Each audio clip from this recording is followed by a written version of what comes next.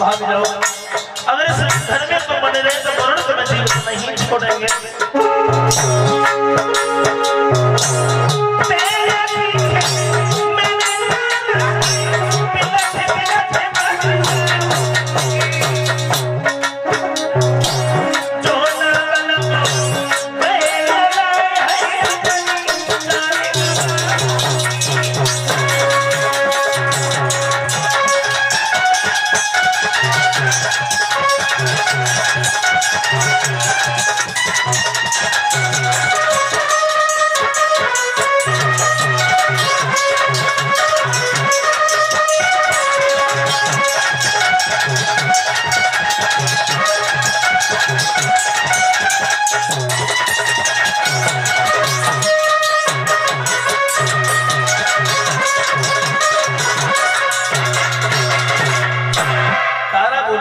रोहितास तुम यहाँ से भाग जाओ।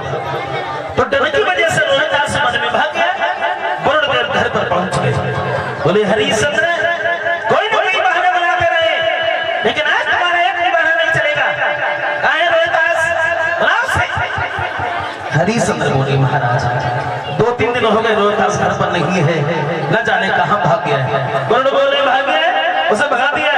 आज ये करके ही जाएंगे, चाहे हमें युद्ध क्यों न करना पड़े। तो इसी बात के पीछे हरिश्चंद्र वरुण में घमासान युद्ध शुरू हो गया। परिणाम ये हुआ वरुण से हरिश्चंद्र हार गए, घर में बीमार हो गए, रोग हो गया। वन में रोहितास ने सुना है कि पिताजी घर पर बीमार है, तो घर की ओर चला, लेकिन इंद्र ने महात्मा बनकर के रोहितास का रास्ता घेर लिया और कहा है बेटा रोहितास, अगर तुम घर पर चले गए तो वरुण तुम्हें जीवित नहीं छोड़ेंगे, तुम अपने बचने का ही इंतजाम सोच लो। तो क्या देखा है उस बच्चे ने, जिस वन में घूम रहा था उसी वन में विश्वामित्र के बहनोई अजीकृत ब्राह्मण रहा करते थे। रोहितास ब्राह्मण देव के पास में जाकर के पहुंच गया। दोनों हाथ जोड़े हैं ब्राह्मण देव, हम एक आस लेकर के तुम्हारे पास में आए हैं। आस कौन सी आस? का ब्राह्मण देव तुम्हारे पास में 3 लड़का है और एक लड़का तुम हमें बेच लो, एक लड़का के बदले में हम तुम्हें 100 गाय देंगे। तो देखो ब्राह्मण देव लोभ में फंस गए। लोभ में सोच लगे 3 है, एक बेच लेते हैं तो जामे कौन सी बड़ी मुसीबत है। रोहितास बड़ा लड़का हमें बहुत प्यारा है, बड़ा लड़का हम नहीं दे पाएंगे। हाँ सब अधिकार बाप को भी नहीं होता, माँ से जाकर के पूछ लो। माँ से पूछा है तो माँ ने कह दिया हम छोटा लड़का नहीं दे पाएंगे। तो बीच वाला जो बालक था जिसका नाम था सुनाशेष, दोनों हाथ जोड़ करके बोला है भैया रोहितास, ना हम माँ को प्यारे हैं ना बाप को प्यारे हैं, इससे अच्छा ये है कि वरुण के यज्ञ में चढ़ जाए तो वही बढ़िया है। चंदिया सुनाशेष एक बात और बता दो, वैसे माता पिता के लिए संतान बराबर होती है, चाहे कितने भी हो, कितनी भी हो बराबर होती है ना।